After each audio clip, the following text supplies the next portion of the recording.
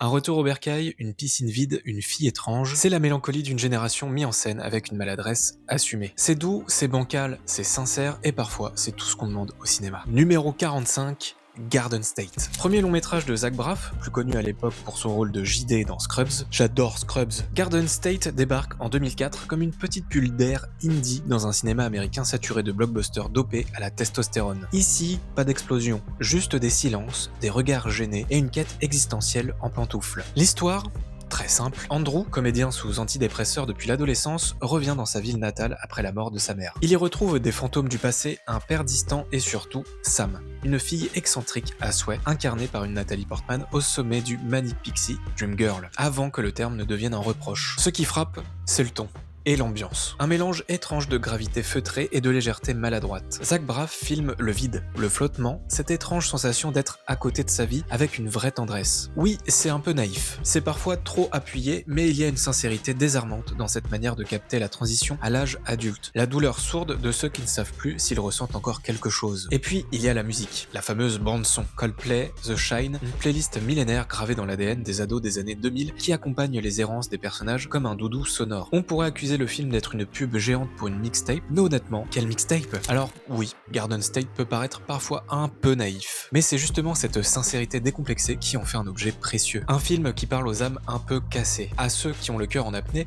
et à ceux qui savent que parfois, il faut juste enlever son casque pour enfin entendre quelque chose.